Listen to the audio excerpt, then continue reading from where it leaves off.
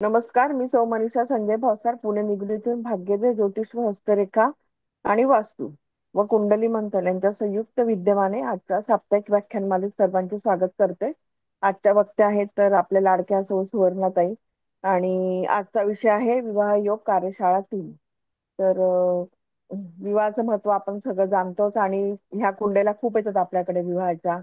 तर विवाहाचा योग कधी आहे, केव्हा आहे, तर हे मॅडम आपल्याला छान शिकवतील आणि आज त्याचं डेमो लेक्चर आहे. तर सर्वांनी त्याचा लाभ घ्यावा. मॅडम चालू करा तुम्ही. अ, सुवर्णा सुत्रावेताईंची विवाह विषयक कार्यशाळा आहे. ती कार्यशाळा पेड आहे. ज्यांना शिकायचं आहे, ज्ञान गायचं आहे, अशा सर्व व्यक्तींनी सुत्रावेताईंना संपर्क करावा. आणि त्या विवाह कार्यशाळेचा आज एक डेमो लेक्चर आहे. त्यामुळं अतिशय पर्वणी आहे आणि ती पर्वणीचा आनंद घ्यायला हरकत नाही असं माझं मत आहे. सुत्रावेताई सुरुवात करा. धन्यवाद सर. भाग्योदय ज्योतिष आणि कुंडली मंथन या ग्रुपतर्फे आपण विविध कार्यशाळा घेत असतो. दर गुरुवारी वेगवेगळ्या तज्ज्ञ मंडळींना आपण बोलवतो, त्यांचे व्याख्यान ऐकतो. तर याचा अनुभव आपल्या सगळ्यांनी घेतलेलाच आहे. तर त्यापैकीच विवाह विषय हा मी आज घेणार आहे. 21वे शतक सध्या सुरू आहे, तर विवाह हा मोठा प्रश्न सगळ्या आई वडिलांना पालकांना निर्माण झालेला आहे. तर एक ज्योतिषी म्हणून आपण काहीतरी तज्ञ सल्ला देऊ शकतो, जो सगळ्यांना व्यवस्थितरित्या समजेल आणि त्यानुसार त्याचे आचरण हे आई वडील करतीलच असे मला वाटते. तर विवाह हा 16 संस्कारापैकी एक संस्कार समजला गेलेला आहे. त्यामुळे आपण या विवाहाने सर्व नातेसंबंध व्यवस्थित बांधून ठेवू शकतो. आणि हा विवाह म्हणजे हा एक हळूवार कोपरा आहे, जो प्रत्येकाच्या आयुष्यामध्ये हा येताना दिसतोच, 100% येतो. काही थोडे लोक आहेत ज्यांच्या पत्रिकेमध्ये अविवाहित राहायचे योग असतात. त्याचबरोबर काही लोकांमध्ये 2-2, 3-3 विवाह जरी होऊन झाले तरी विवाहाचे सुख त्यांना मिळत नाही. तर असे कोणते पत्रिकेमध्ये योग असतात, तर त्याचाच अभ्यास आपण आज करणार आहोत. सध्याच्या काळात IT क्षेत्रामध्ये तज्ज्ञ मंडळी आहेत आणि स्पेशली स्त्रिया, मुली जास्त शिकलेल्या आहेत आणि प्रत्येकाला आपल्यापेक्षा जास्त पगार असावा असं त्या मुलीला वाटतं. साहजिकच त्यांच्या पालकांना देखील आपल्या पाल्यांचं जे आहे मनातील इच्छा ते पूर्ण करणे हे गरजेचे सध्या आपण पाहतोच. तर विवाह हा 16 संस्कारापैकी एक संस्कार समजला गेलेला आहे. तर मनुस्मृतीनुसार एकंदरीत साधारण 18 ते 25 म्हणजे 18 ही मुलींची आणि 25 ही मुलांची अशी वयोमर्यादा ही तयार केलेली होती. पूर्वीच्या काळात तर साधारण बालविवाह वगैरे प्रसिद्ध होते. 12 वर्षापर्यंत विवाह होत असत. तर त्यानुसारच विविध प्रकार हे विवाहाचे दिसून येतात. तर साधारण 8 प्रकारचे विवाह हे आपल्याला मनुस्मृतीने सांगितलेले आहेत. आपल्या पूर्वापार जे आहेत लोक, त्यांनी सर्व संहिता वगैरे लिहून ठेवलेली आहे. तर त्यामध्ये त्यांनी सांगितलेले आहेत. एक आहे ब्रह्मविवाह, दैव विवाह, आर्ष विवाह, प्राजापत्य विवाह, असुर विवाह, गंधर्व विवाह, राक्षस विवाह आणि पिशाच विवाह. एकूण 8 प्रकारे समजले गेलेले आहेत. हे पूर्वीच्या काळी हे सगळे ऋषी मुनींनी या गोष्टी या सांगितलेल्या आहेतच. तर त्या बऱ्याच लोकांना आपल्याला माहिती आहे का बघा, किती लोकांना माहिती आहे की हे 8 प्रकार विवाहाचे आहेत आणि ते कशा कशा पद्धतीने होतात हे सगळ्यांना माहीत असणे एक ज्योतिषी म्हणून माहीत असणे गरजेचे आहे. तर त्यामध्ये ब्रह्मविवाह आहे जो आता सध्या प्रचलित आहे, जी आई वडिलांच्या संमतीने किंवा धर्माने एखाद्या वधूने एखाद्या वधूचा हात वराच्या हातामध्ये देणे हा ब्राह्मविवाह समजला गेलेला आहे आणि तो धर्माकडून त्याची संमती होती. तर असा विवाह अजून देखील आपण पाहतोच आहे. तर त्यानंतर ब्रह्मविवाह म्हणजे काय, तर वरांच्या एकमेकांच्या संमतीने आणि घरातल्या लोकांनी जो ठरवलेला विवाह आहे तर त्याला समजलं जातं. तर पुढचा आहे दैव विवाह. तर दैव विवाह म्हणजे काय, तर काही धार्मिक उद्देशाने हा दैव विवाह केला जायचा. तर पूर्वीच्या काळी काय तर मुली राहत होते, तर एखाद्या राजाची देखील राजकुमारी राहत होती आणि तिचा हात योग्य वराला हातामध्ये देणे हे महत्वाचे होते. तर अशा पद्धतीने तो दैव विवाह तो राजा ठरवणार आणि त्या मुलीचा हात एखाद्या योग्य वराच्या हातामध्ये, योग्य राजकुमाराच्या हातामध्ये त्याला जे वाटते आहे तर त्याला तो हात त्या वधूचा सोपवला जात असे. तर त्याला दैव विवाह असे म्हटले जात असे आणि हा मध्यम प्रकारचा विवाह समजला गेलेला आहे. सगळ्यात प्रमुख महत्वाचा विवाह म्हणजे काय तर तो ब्रह्मविवाह जो मी पहिल्यांदा सांगितला. तर तो राजमान्य सर्व दृष्टीने मान्य हा विवाह अजून देखील समजला गेलेला आहे. त्यानंतर आहे आर्ष विवाह. आर्ष विवाह काय आहे तर पूर्वीच्या काळी बघा तर एखादी कन्या राहत होती आणि तिला आता अजून पण आपण देतो की नारळ मुलगी हुंडा प्रथा तर सर्वत्र बंदच आहे. नारळ मुलगी देणे काही कारणास्तव त्या मुलीचा विवाह करणे अशक्य राहत होते. गरीब घराण्यातील मुलगी जर असेल तर तिला योग्य पद्धतीने वधूच्या वराच्या हातामध्ये तिचा हात सोपवला जायचा. तर त्यावेळेला गोदान एखादी गाय दान दिली जात असे. मग त्या गायीचे मूल्य काही म्हणजे तितकस महत्वाचं नव्हतं. तर अशा प्रकारचा विवाह आर्ष विवाह समजला जात होता आणि तो देखील मध्यम स्वरूपाचा राहत होता. त्यानंतरचा आहे प्राजापत्य विवाह. प्रजापत्य विवाह तो कन्येच्या संमती विना हा विवाह काय पूर्वीच्या काळी धनवान प्रतिष्ठित लोक असत. तर त्यावेळेला आपल्या कन्येचा एखादा वधूपिता आपल्या कन्येचा हात तो धनवान प्रतिष्ठित व्यक्तीच्या हातामध्ये त्या वधूचा हात देत होता. तर त्याला प्रजापत्य विवाह असा समजला गेलेला आहे. तो देखील मध्यम स्वरूपाचा विवाह समजला गेलेला आहे. त्यानंतर गंधर्व विवाह आहे. तर परिवाराची संमती न घेता हा विवाह वधूवर एकमेकांना पसंत करून विवाह हा केला जात असे. तर त्याला गंधर्व विवाह आहे. पूर्वीच्या काळी बघा एकमेकांच्या गळ्यामध्ये हार घातला, दोघांची पसंती आहे आणि झाला विवाह, त्याला गंधर्व विवाह असे म्हटले जात आहे. सध्याच्या काळात जो चालू आहे प्रेमविवाह तर हा देखील या गंधर्व विवाहामध्ये बसला जातो असं म्हणता येईल. मात्र इथे आई वडिलांची दोघांची संमती असतेच असं नाही. बऱ्याच वेळेला वधू आणि वर स्वतःचा विवाह स्वतः ठरवतात, म्हणून हा गंधर्व विवाह असे म्हटले आहे. जे काही गंधर्व होते पूर्वीच्या काळामध्ये तर ते आपल्या आपल्या पसंतीनुसार ते एकमेकांना पसंत करत होते आणि तो विवाह पुढे जात असे. हा देखील मध्यम प्रकारचा विवाह अजून देखील समजला जातो. त्यानंतर आहे असुर विवाह. तर असुर विवाह म्हणजे काय तर एखाद्या मुलीला खरेदी करून तो विवाह केला जात असे. तर हा असुर विवाह नावच त्याचे आहे. तर तो अघोरी प्रकार हा पूर्वीच्या काळी होत होता, तर म्हणून त्याला असुर विवाह. आणि हा देखील मध्यम स्वरूपाचा किंवा सध्याच्या काळात पाहायला मिळत नाही असा विवाह. त्यानंतर आहे राक्षस विवाह. मुलीच्या सहमतीशिवाय पळवून नेणे. राक्षसांचे काम काय असुरच आहे, त्यांची बुद्धी भ्रष्ट असते. एखाद्या मुलीला पळवून अपहरण करून जबरदस्तीने तो विवाह राक्षस विवाह केला जायचा. त्यानंतर आहे शेवटचा पैशाचे विवाह. मुलीच्या म्हणजे ज्या ती मुलगी बेशुद्ध अवस्थेत असेल किंवा गहन निद्रेमध्ये असेल तर त्यावेळेला तो विवाह केला जायचा. पैशाचे विवाह सध्याच्या काळात तर पाहायला मिळत नाही, पण पूर्वी या सगळ्या पद्धती विवाहाच्या आपल्याला पाहायला मिळत होत्या. त्यानंतर आणखीन दोन विवाहाचे प्रकार आहेत, तर अनुलोम विवाह आणि विलोम विवाह. अनुलोम विवाह म्हणजे काय आहे तर आपला जो वर्ण आहे तर त्याच्यापेक्षा खालच्या जातीमध्ये तो विवाह संपन्न केला जायचा. म्हणजे थोडासा खालचा वर्ण त्या मुलीचा समजला जात होता. आणि विलोम विवाह म्हणजे काय तर सध्याच्या काळात आपण बघतो तर आंतरधर्मीय किंवा आंतरजातीय हे जे काही विवाह आहेत ते विलोम या पद्धतीमध्ये येताना दिसतात. हे सगळे 8 प्रकार विवाहाचे आहेत. तर ज्योतिषशास्त्रानुसार विवाह हा प्रत्येकाच्या आयुष्यातील महत्वाची घटना असते आणि ती 100% प्रत्येकाला येताना दिसते. काही 1-2% व्यक्ती सोडले तर सगळ्यांना तो विवाह हा योग सगळ्यांना येतोच. तर धर्म अर्थ काम आणि मोक्ष हे 4 तत्वे आपल्याला या मानवी जीवनामध्ये पाळावीच लागतात.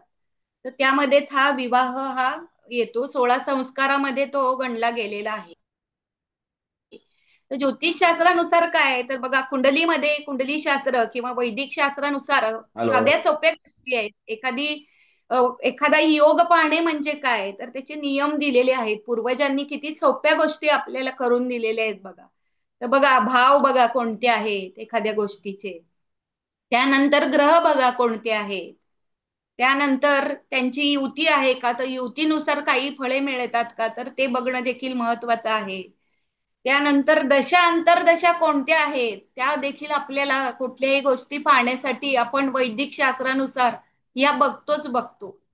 त्यानंतर आता विवाहासारखी गोष्ट आहे तर त्यावेळेला गुरुचं बळ, चंद्राचं बळ, त्याचबरोबर शुक्राचं बळ, हे जे 3 ग्रह आहेत हे विवाहासाठी आपल्याला सर्वसाधारण पुढे नेणाऱ्या गोष्टी आहेत. तर त्याचं आता कॅमेरा दाखवला. ग्रहांचं बळ हे महत्वाचं आहे. त्यामध्ये गुरु, सगळ्यांना माहिती आहे की गुरु सारखा शुभ ग्रह संतती, संपत्ती, वैवाहिक जीवन, आरोग्य, शिक्षण, करिअर, आपलं आरोग्य, या सर्व गोष्टी, आपली आयुर्मर्यादा देखील ही या गुरुवरून आपल्याला समजता येते. गुरु हा नुसताच विवाह नाही तर शिक्षणाचा देखील कारक समजला जातो. त्यामुळे गुरुचं बळ हे महत्वाचं आहे. तर गोचरीने ज्या ज्या वेळेला गुरु हा स्थानामध्ये येतो तर विवाहाची स्थाने देखील त्यासाठी जाणून घेणं महत्वाचं आहे.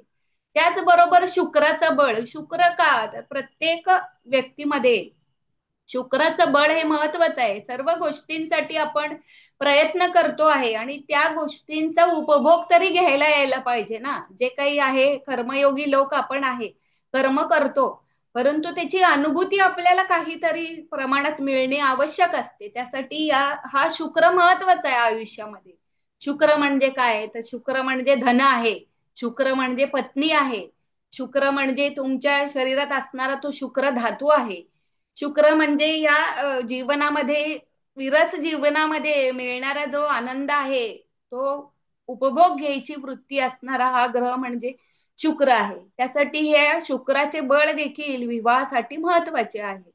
त्याचबरोबर चंद्र देखील महत्वाचा बघा. तर चंद्र का तर चंद्र म्हणजे काय तर मन आहे. चंद्र म्हणजे आपल्यामध्ये जे कल्पना शक्ती आहे, मन आहे, जे तरल मन आहे, जे विविध भावना व्यक्त करतं, त्यासाठी हा चंद्र महत्वाचा आहे. आणि चंद्र म्हणजे काय तर माता आहे.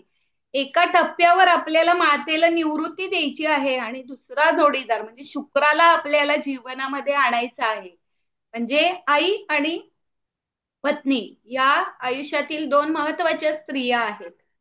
तर त्यासाठी चंद्राचं बळ हे विवाहासाठी महत्वाचं आहे.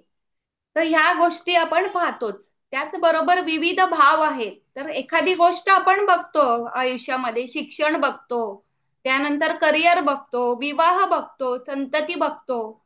या सगळ्या गोष्टी पाहण्यासाठी आपल्याला भाव महत्वाचे असतातच. त्यासाठी लग्न भाव हा महत्वाचा असतो. प्रत्येक गोष्टीसाठी लग्न भाव महत्वाचा. लग्न भाव तुमची प्रवृत्ती दर्शवितो. तुम्ही सात्विक प्रवृत्तीचे आहात का, की तुम्ही तामसी प्रवृत्तीचे आहात, की राजस प्रवृत्तीचे आहात, हे आपल्याला लग्न भाव दर्शवितो. त्यावरून एखादी व्यक्ती कशी असेल किंवा त्याच्या मनामध्ये कोणती भावना आहे, या गोष्टी आपल्याला या लग्नस्थानावरून समजतात. त्याच्यामध्ये असणारी महत्वाकांक्षा आहे, आशा आहे, ज्या काही अपेक्षा आहेत ह्या पूर्ण करण्यासाठी जो लग्नाचा भाव आहे तो महत्वाचा असतो. त्यासाठी लग्न भाव सगळ्या गोष्टीसाठी बघा, आपण लग्नाची बलवत्ता ही बघतो. एखादा आजार झालेला आहे आणि त्यातून बाहेर पडायचं आहे आपल्याला, तर त्या आजारासाठी देखील या लग्नाची बलवत्ता आपल्याला महत्वाची आहे. तुमचं मन खंबीर आहे का, की तुम्ही डळमळीत आहात, यासाठी लग्न बघणं महत्वाचं आहे. त्यामुळं प्रत्येक भावासाठी, प्रत्येक गोष्टींसाठी आपण लग्न भाव याची बलवत्ता बघतोच. त्यानंतर आहे विवाहासाठी पंचम भाव आहे. पंचम भाव काय दर्शवितो, की तुमच्या जीवनामध्ये असलेलं प्रेम, तुमचा प्रणय, हे तुम्हाला पंचम भाव दर्शवितो. पंचम भाव अजून एक भाव दर्शवितो बघा, विद्येचा भाव आहे तो. विद्येचा भाव आहे काही प्रमाणामध्ये विद्यार्जन म्हणजे शिक्षण झाल्यानंतर पुढेच येणार आहे प्रेम आणि प्रणय, ते नंतरच येणार आहेत गोष्टी. त्यासाठी पंचम भावाची बलवत्ता ही विवाहासाठी महत्वाची असते. त्याचबरोबर सप्तम भाव आहे. सप्तम भाव काय आहे तर लग्नाच्या समोरचा, पहिल्या भावाच्या समोरचा हा भाव आहे विवाहाचा. तर इथे आपल्याला जोडीदार मिळणार आहे, आयुष्याची साथ सोबत. आई वडील काय क्षणिक असतात, काही टप्प्यानंतर आई वडिलांची आपल्याला साथ मिळत नाही. तर जो वैवाहिक जोडीदारच असतो, जी आपली पत्नी असते, पती असतो, तोच आपला खरा जोडीदार असतो. तर त्याचं सुख आपल्याला कसं मिळणार आहे, आपलं त्याच्याशी पटणार आहे का, तो कुठल्या क्षेत्रातील असेल, त्याचं काय शिक्षण असेल, फॅमिली मेंबर किती असतील त्याच्या घरामध्ये, या सर्व गोष्टी आपल्याला या सप्तम स्थानावरून समजणार आहे. त्यासाठी सप्तम स्थानाची बलवत्ता ही महत्वाची आहे. त्याचबरोबर भाग्यस्थान हे देखील महत्वाचं, अष्टम भाव हा देखील महत्वाचा, सप्तमाचा धनभाव हा आठवा भाव आहे. तर तुमचा जोडीदार कसा आहे, श्रीमंत घराण्यातील आहे की साधारण आहे, या गोष्टी आपल्याला या आठव्या सप्तमाच्या धनभावावरून म्हणजेच आठव्या भावावरून समजतात. त्यामुळे आठवा भाव आहे म्हणून तो प्रत्येक वेळेला अशुभ आहे का, तर नाही. तर त्यासाठी आपण या छोट्या छोट्या नियम जे आहेत ते आपण या पत्रिका बघताना नक्कीच फॉलो करणे महत्वाचे आहे. सप्तमाचा धन म्हणून विवाहासाठी हे आठवे स्थान देखील महत्वाचे आहे. आपला जोडीदार कसा आहे, श्रीमंत आहे का, गरीब घराण्यातला आहे का, त्याचा स्वभाव कसा आहे, या गोष्टी देखील आपल्याला या आठव्या स्थानावरून समजतात. त्याचबरोबर भाग्यस्थान, भाग 1, 5, 9 ही भाग्यस्थान ही दैवस्थाने अशी म्हटली गेलेली आहेत. कारण ह्या गोष्टी आपण आपल्या भाग्यात पूर्वापासनं घेऊन आलेलो असतो, त्यात काही बदल करता येत नाही. जे नशिबाने या गोष्टी आपल्याला मिळतात, 1, 5 आणि 9, त्यातीलच 9वं हे भाग्यस्थान समजलं जातं. तर या भाग्यस्थानाची बलवत्ता देखील महत्वाची विवाहासाठी. का, तर तुम्ही तुमच्या भाग्यामध्ये काय घेऊन आलेला आहे, तुमचा जोडीदार कसा राहील, तो त्याचबरोबर तुमची आर्थिक उन्नती होईल का, त्याच्या आगमनाने आर्थिक उन्नती होईल का, यासाठी ह्या भाग्याची बलवत्ता ही महत्वाची आहे. त्याचबरोबर सर्व गोष्टींचा या तिन्ही स्थानावरून येणारा लाभ आहे, जो काही सर्व स्थानांवरून म्हणता येईल आपल्याला. या ज्या 12 भावामधील स्थानांची जी काही बलवत्ता आहे, तर त्याचे काही आपल्याला चांगले मिळणार आहेत, तर ते त्याच्या लाभस्थानावरून त्याची बलवत्ता आपल्याला समजते. त्यामुळे लाभस्थान देखील महत्वाचं. या सर्व गोष्टी आहेत आपल्याला विनासायास मिळणार आहेत का, की अडथळ्याची शर्यत पार करायला लागणार आहे. त्यासाठी लाभस्थान हे 11वे स्थान, एकादश स्थान असे आपण म्हणतो, त्याची बलवत्ता देखील महत्वाची असते. त्याचबरोबर दुसरी छोटे छोटे स्थान जे पूरक स्थान म्हटली गेली आहेत, त्यामध्ये एक 8वं स्थान मी तुम्हाला सांगितलं. त्याचबरोबर धनस्थान, द्वितीय स्थान, याला वाचस्थान, धनस्थान असे देखील म्हटलं जातं. त्याचबरोबर कुटुंबाचे स्थान देखील याला म्हटलं जातं. तर एखादी व्यक्ती लग्न करून आपल्या घरामध्ये येणार आहे, तर ती निश्चितच आपल्याला वृद्धी देणार आहे, आपली आर्थिक उन्नती करणार आहे, किंवा आपल्याला त्याच्यासाठी पैसे देखील खर्च करावे लागणार आहे. या सर्व गोष्टी आल्या, एखादी फॅमिली वाढली म्हणजे तिच्यासाठी आपल्याला पैसे नक्कीच खर्च करावे लागणार आहेत, किंवा ती आपल्याला धन देखील मिळवून देणार आहे. तर यासाठी दुसरं स्थान हे पूरक स्थान विवाहासाठी महत्वाचं आहे. हे सर्व भाव आहेत जे विवाहासाठी महत्वाचे आहेत. त्याचबरोबर विवाहाची ही ग्रह सांगितले तुम्हाला, भाव सांगितले. त्यानंतर अडथळे कोणते कोणते येतात, तर ज्या वेळेला ही स्थाने महत्वाची आहेत, तर यामध्ये जर अशुभ ग्रह असतील तर ती निश्चितच आपल्याला थोडासा त्रास देताना दिसतात. तर ह्यामध्येच आपण अविवाहित राहण्याचे योग, त्याचबरोबर पुनर्विवाह, नंतर घटस्फोट विवाह, त्याचबरोबर विधवा विधुर विवाह, या सर्व गोष्टी या स्थानावरून, या भावावरून, या ग्रहांवरून आपल्याला निश्चितच समजतात. तर त्या गोष्टी आपल्याला नक्कीच या कार्यशाळेमध्ये शिकायला मिळणार आहे. तर काही वेळेस राहू, केतू जे आहेत, हर्षल आहे, नेपच्यून आहे, प्लुटो आहे, हे सर्व ग्रह आपल्याला थोडेसे अडथळे, त्रास देणारे आहेत. तर यांची भूमिका बघायची, तर पंचमाचा याच्याशी संबंध येतो का, सप्तमाशी येतो का, भाग्याशी येतो का, त्यानंतर लाभाशी येतो का, आणि सर्वात महत्वाचं लग्नस्थानाशी त्याचा संबंध येतो का. तर ह्या गोष्टी सर्व आपण पाहणार आहोत या विवाह कार्यशाळेमध्ये. आणि सर्वात महत्वाचे म्हणजे काय, तर विवाहाचे जे काही योग आहेत, तर प्रत्येकाला साधारणतः 3 वेळेला विवाहाचे योग येतात. तर गुरुचं ज्या वेळेला गोचर आपल्या या 12 भावातून जाताना आपल्याला पाहायला मिळतं. 12 वर्षांनी गुरु जातो एका राशीत, 12 दोन्ही 24. 12 वर्षाला तर आपल्याला विवाहाचा योग नसतो. तर त्यानंतर 24व्या वर्षी विवाहाचा एक योग येतो. 24 बारत्रिक 36, 36 वर्षाला येतो आणि बारचोक 48, 48 वर्षा हे 3 योग मी तुम्हाला सांगितले. तर कोणाचा 22 वर्षाला, आणि ग्रह देखील आपल्याला सांगतात की तुमचा विवाहाचा योग काय आहे. तर कोणते कोणते ग्रह, तर चंद्र आहे. चंद्र साधारण 18 ते 20, जास्तीत जास्त 22 वर्षाला विवाहाचा योग देतो. जर हा सप्तमस्थानी असेल किंवा लग्नस्थानी असेल तर त्यावेळेला पूर्वीच्या काळी असं सांगितलं जातं, पत्रिकेत ज्योतिषी लोक सांगत होते या गोष्टी, की बाबा तुमच्या मुलीचा किंवा मुलाचा पाय घसरण्याचा योग आहे, तर तुम्ही त्यांचं लवकर लग्न करून द्या. हे कशावरनं, तर तिथे चंद्र त्यांनी पाहिला होता सप्तमस्थानी किंवा लग्नस्थानी. तर त्यावेळेला हे लवकर योग दिसून येतात, साधारण 20-22 वर्षाला. अजून देखील बघा तुम्ही पत्रिकेनुसार जर एकटा चंद्र असेल लग्नामध्ये किंवा सप्तमस्थानी, तर विवाहाचा योग हा 20-22 वर्षाला 100% येताना दिसतो. पण बाकीचे जर ग्रह असतील तर तिथे आपण औषात्मक बलाची बल बघणं महत्वाचं आहे. औषात्मक बलवत्ता कशी आहे, कोणत्या ग्रहाचं वर्चस्व आहे, कोणता ग्रह युवा अवस्थेमध्ये आहे जो त्या भावाची आपल्याला फळे देणार आहे. या गोष्टी पत्रिका बघताना महत्वाच्या आहेत. त्यानंतर मंगळ आहे. प्रत्येक ग्रहाचं वय मर्यादा आहे, आपल्यापैकी सर्वांना माहितीच असेल. प्रत्येक ग्रहाची वयोमर्यादा आहे.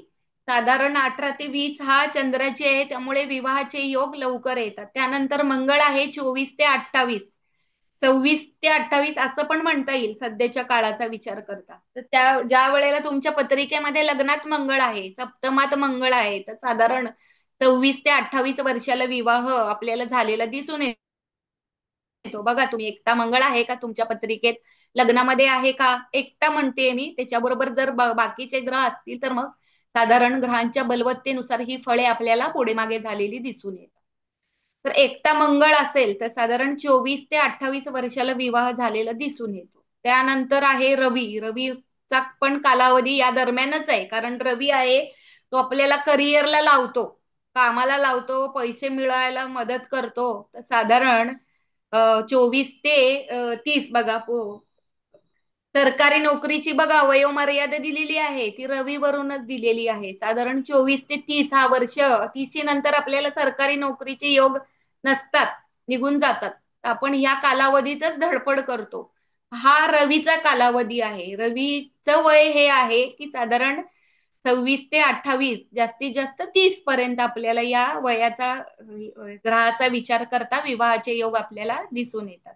त्यानंतर आहे शुक्र. तर शुक्राचा कालावधी आपल्याला माहिती आहे, तो साधारण तसं पाहिलं तर 18 वर्षानंतरच आपल्याला शुक्र चांगला झालेला दिसून येतो. प्रत्येक जण वयात म्हणतो, टीनेजर म्हणतो आपण, तर तो 18 वर्षानंतर कार्यरत झालेला आपल्याला दिसून येतो. तर साधारण 18 वर्षाला आता सध्या तरी विवाह होत नाहीत, तर पुढे 24 ते 28 हा वर्ष शुक्राचा समजला गेलेला आहे. त्या कालावधीमध्ये एकटा शुक्र जर असेल तुमच्या पत्रिकेमध्ये, लग्नात आहे किंवा विवाहस्थानी आहे, तर त्यावेळेला आपल्याला या कालावधीमध्ये विवाह झालेला दिसून येतो. त्यानंतर आहे शनी. तर जिथे शनी आला, लग्नामध्ये शनी आला, तर तिथे बघा लग्नस्थान म्हणजे काय, तर प्रवृत्ती आहे तुमची, तुमचा स्वभाव कसा आहे. तर इथे शनी आला तर प्रवृत्ती तिथे विरागीपणा किंवा उदासीनता या गोष्टी आपल्याला दिसतात. तर बऱ्याच वेळेला अशी मुलगी किंवा मुलगा विवाहासाठी लवकर तयार होत नाहीत. तर तिथे बघा शनीची अनुभूती आपल्याला दिसून येते. शनी आहे तिथे लग्नामध्ये. त्यानंतर विवाहस्थानी देखील शनी दिसून येतो. तर त्यावेळेला विवाहाचा विषय काढला तर असे व्यक्ती थोडस टाळाटाळ करतात, किंवा नको आता सध्या नाही, वेळ नाही, काही असं काहीतरी मारून, किंवा करिअर नाही. सर्वात महत्वाचं करिअरच आपल्याला इथे दिसून येतं. एक तर उदासीन वृत्ती किंवा विवाहाप्रती किंवा जोडीदाराप्रती उदासीनता, आणि दुसरी करिअर. ज्या वेळेला शनी इथे दिसून येतो सप्तमस्थानी, तर त्याची किंवा लग्नस्थानी, तर त्याची करिअरची सुरुवातच उशिरा होते. आणि सध्याच्या समाजात विचार करता एखादा मुलगा तो काहीतरी कमवू लागल्यावरच त्याचा विवाहाचा विचार त्याचे आई वडील करतात, किंवा तो स्वतः व्यक्ती देखील करताना दिसतो. तर इथे शनी आहे, तर 30 नंतर साधारण 28 नंतर 30 नंतर त्याचा भाग्योदय, चांगल्या पद्धतीने अर्थार्जन करणे या गोष्टी आपल्याला दिसून येतात. पत्रिकेवरून या गोष्टी समजतातच. तर त्यासाठी शनी म्हणजे काय, तर शनी म्हणजे विलंब आहे, शनी म्हणजे उशीर आहे, शनी म्हणजे संघर्षातून यश आहे. शनी इथे विवाहासाठी उशीर करतो, साधारण 30 हा त्यावेळेला कालावधी होता. आता 32 काय 34 काय या गोष्टी आपल्याला प्रकर्षाने दिसून येतात. उशीरपर्यंत जे काही विवाहाचे योग असतात, तर तिथे ह्या शनीवरून आपल्याला समजता येत. आणि राहू केतू यांची भूमिका देखील महत्वाची आहे. तर राहू लग्नस्थानी ज्या ज्या वेळेला पत्रिकेमध्ये दिसून येतो, तर तो अति महत्वाकांक्षा देतो. या महत्वाकांक्षा म्हणजे काय, तर स्थळ येतात, पण ह्यांची महत्वाकांक्षा एखाद्या जोडीदाराविषयी भरपूर मोठी असते.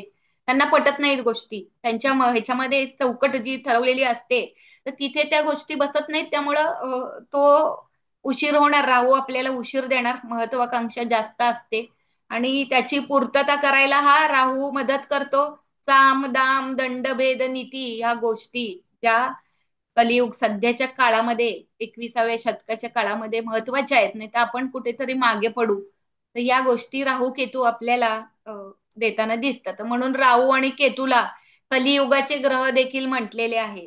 त्यामुळं समजा केतू आहे, इथे लग्नस्थानी केतू आहे, तर केतू काय, राहू पेक्षा केतू हा थोडासा दगडापेक्षा वीट मऊ अशीच फळे आपल्याला या केतूची पाहायला मिळतात. केतू हा आध्यात्मिक ग्रह समजला गेलेला आहे.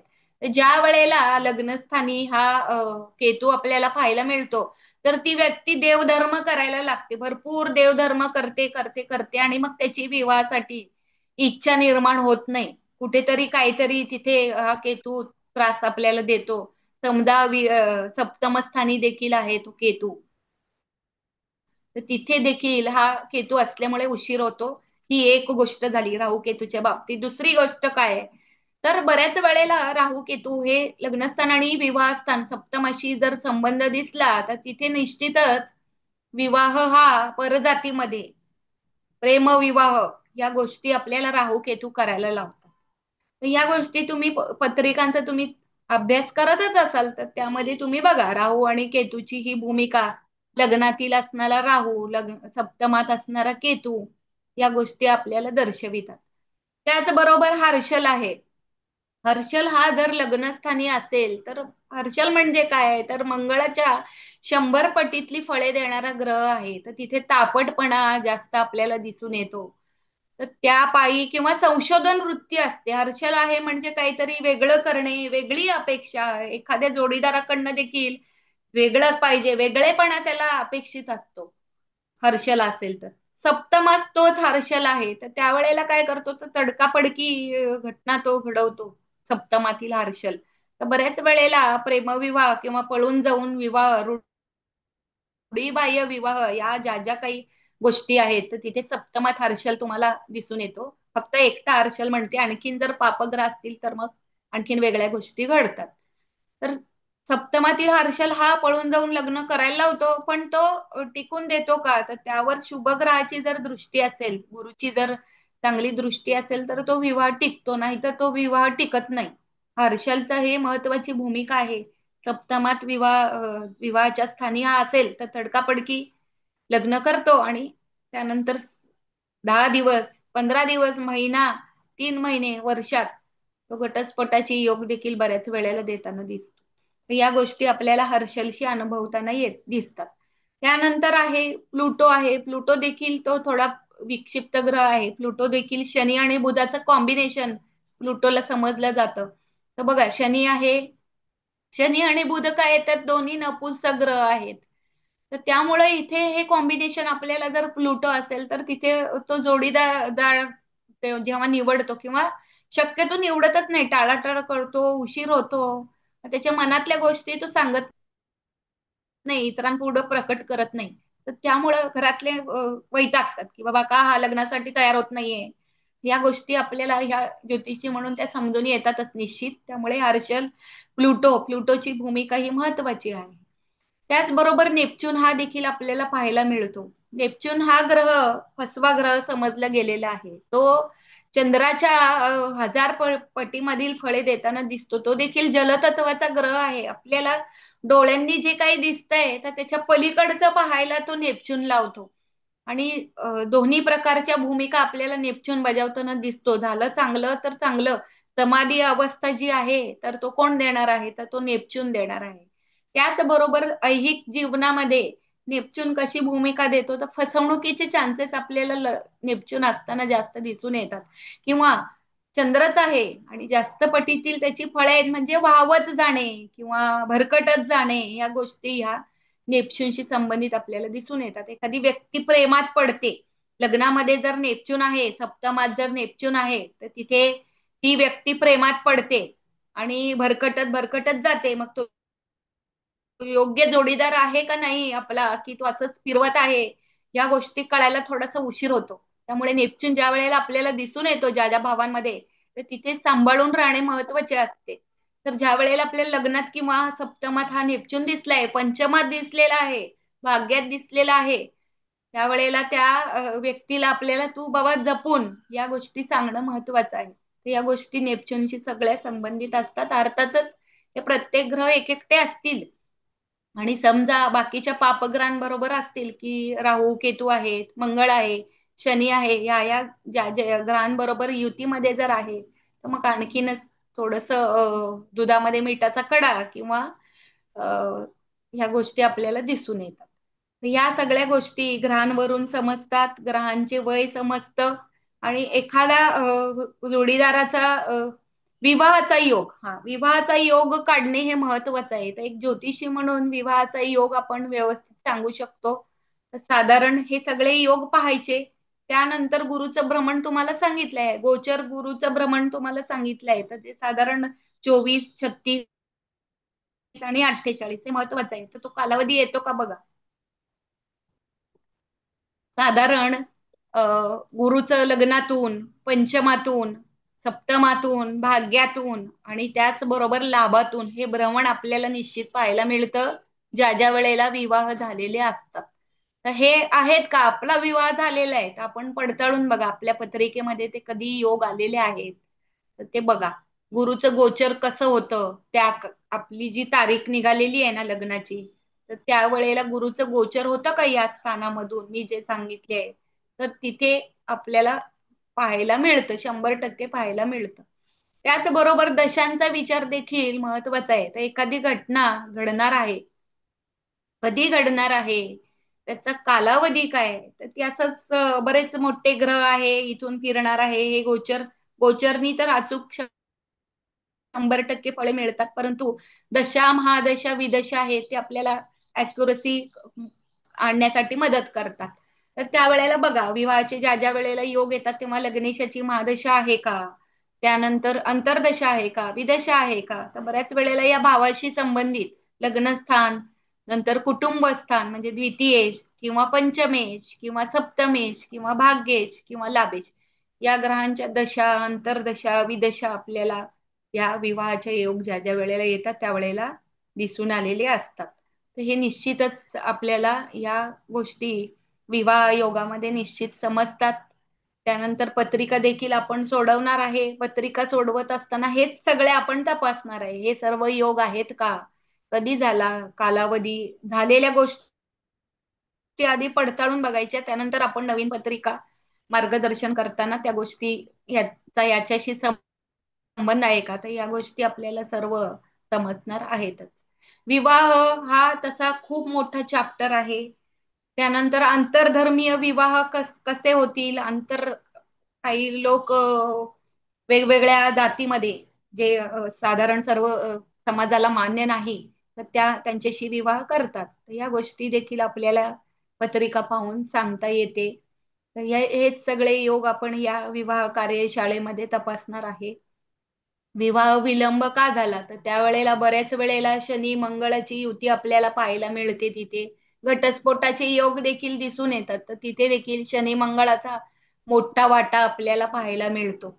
शनी आणि मंगळ हे दोन विरोधी तत्वाचे ग्रह आहेत. शौर्य आणि क्रौर्य यांची सोबत इथे आपल्याला पाहायला मिळते ज्या वेळेला शनी मंगळाची युती दिसते पत्रिकेमध्ये. तर ही गोष्ट देखील आपल्याला या पत्रिकेवरून समजते. त्याचबरोबर एखादा अ, आयुर्मर्यादा ही देखील महत्वाची गोष्ट आहे. तर आपण दोन पत्रिका पाहतो, दोन पत्रिका पाहिल्यानंतर आपल्याला एक ज्योतिषी म्हणून त्याची साधारण आयुर्मर्यादा काय आहे हे देखील महत्वाची आहे. तर ती आयुर्मर्यादा काय असेल साधारणपणे, की काही त्रास किंवा अपमृत्यू वगैरे या गोष्टी दिसतात. तर 3 प्रकारचे मृत्यूचे योग आपल्याला दिसतात पत्रिकेवरून. बालमृत्यूचे योग दिसतात, त्यानंतर मध्यम आयु, त्यानंतर पूर्ण आयु जी काही आहे ती समजते. काही घातपात प्रकार देखील कळतात, आत्महत्येचे योग देखील कळतात. 6, 8, 12 ही स्थाने जी महत्वाची आपण समजतो, ती स्थाने निश्चितच तपासावीत. ज्या वेळेला आपण गुणमेलन करतो, गुणमेलन करताना ह्या गोष्टी आपल्याला महत्वाच्या आहेत. एक मोठा निर्णय आपण सांगणार आहे, त्यासाठी या गोष्टी निश्चितच सध्याच्या काळात तर तपासून घ्यावेत, हे माझे म्हणणे आहे. या गोष्टी आपल्याला सर्व या विवाह योगामध्ये समजणार आहेत. त्याचबरोबर तो विवाह टिकणार आहे का? साधारण आता बघा, परवाच आपण मोठे मोठे सिंगर आहेत किंवा फिल्मी नट आहेत, त्यांचे एकापेक्षा जास्त विवाह आपण पाहतो. त्याचबरोबर 12-15 वर्षाचे संसार होऊन विवाह तुटताना दिसतात. तर असे कोणते योग पत्रिकेमध्ये आलेले आहेत की त्यांचा विवाह इथपर्यंत चाललेला आहे आणि नंतर मात्र आता असं अचानक काय झालं, तर त्या गोष्टी देखील आपल्याला समजतात. तर यामध्ये दशा अंतर्दशे बरोबरच गोचरची भूमिका महत्वाची आहे. तर बघा, आपण मी नाव जाहीर करत नाही, सगळे मीडिया ऐकता बघता. तर ह्या गोष्टी का झाल्या, विवाह का तुटला, तर सध्या गोचरीचा गुरु बळ आपल्याला नाहीये, तो अगोचर गतीने चाललेला आहे. तर ह्या वर्षी या महत्वाच्या घटना आहेत, अगोचर गतीने चालल्या आहेत. त्यामुळे जिथे जिथे गुरुचा संबंध येणार आहे, शेअर मार्केट आहे किंवा हे सोनं बघा अचानक वाढलं, या लढाया सुरू झाल्या, यानंतर सगळ्या या गोष्टी या गुरुच्या बळावर अवलंबून असतात. विवाह देखील जमताना अडथळे येत आहेत बऱ्यापैकी, नोकरीमध्ये अडथळे येत आहेत, नोकरी सुटतीये, आयटी कंपन्यांमध्ये लोकांना काढून टाकत आहेत. ह्या सर्व गोष्टी कशामुळे आलेल्या आहेत, तर त्या सगळ्या गुरुबळामुळे आलेल्या आहेत असं म्हणता येईल. गुरु अगोचर गतीने चाललेला आहे. साधारण 24 ऑक्टोबर नंतर तो गुरु कर्क राशीमध्ये जाणार आहे. हा मिथुन राशीमध्ये गुरु आहे.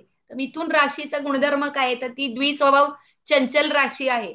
त्यामुळे एक पटकन कोणता तरी निर्णय घेणे आणि त्याला पूर्णविराम देणे या गोष्टी सध्या घडणार नाहीयेत. का? तर या मिथुन राशीमध्ये गुरु आहे, त्यामुळे लग्नात बघा म्हणजे करावं का नाही किंवा पसंती, हे सर्व प्रश्न आपल्याला ह्या काळामध्ये पाहायला मिळणार आहेत किंवा गोष्टी पुढे सरकत नाहीयेत, या गोष्टी देखील आपल्याला पाहायला मिळणार आहेत. 24 ऑक्टोबर नंतर गुरु हा कर्क राशीमध्ये जाणार आहे. तर साधारण शेअर मार्केट देखील थोडासा वर यायची शक्यता आहे. ह्या सर्व लढाया, हे वर्ष देखील आपण मंगळाचं समजतो, मंगळाचं हे वर्ष समजलं गेलेलं आहे. त्यामुळे जे काही आहे नैसर्गिक आपत्ती या काळामध्ये आपण अनुभव, पाऊस आहे किंवा भूकंप आहे, राजकीय घटना आहे, ह्या सर्व गोष्टी ह्या मंगळाच्या वर्षामुळे आपल्याला पाहायला मिळतात. पण 24 जे जे काही रखडलेले विवाह आहेत, ते साधारण 24 ऑक्टोबर नंतर मार्गी लागतील असे म्हणायला हरकत नाही. त्याचबरोबर प्रत्येकाची वैयक्तिक पत्रिका ही वेगवेगळी असते. तर तुमचा गोचरीचा गुरु कुठे आहे बघा. तुमचा गोचरीचा गुरु जर 6, 8, 12 या स्थानी आला, तर निश्चितच तुम्हाला थोडीशी वाट पाहायला लागेल, विलंब होणार आहे. या गोष्टी आपल्याला अनुभवास येतीलच. तर हे सर्व अनुभव आपण या विवाह कार्यशाळेमध्ये शिकणार आहोत आणि एखाद्या विषयाची पूर्तता, एखाद्या गोष्टीची जी काही आहे ती पूर्णत्वाला कधी येते वैदिक शास्त्रामध्ये, ज्या वेळेला आपण पत्रिकेचा अभ्यास करतो, तर ज्या ज्या काही ठळक गोष्टी आहेत, तर त्या गोष्टी या पत्रिका अभ्यासानुसारच आपल्याला समजणार आहे. तर हे सर्व विवाह योगाचं झालेलं आहे. तर सगळ्यांना तुम्हाला आवडला असेलच.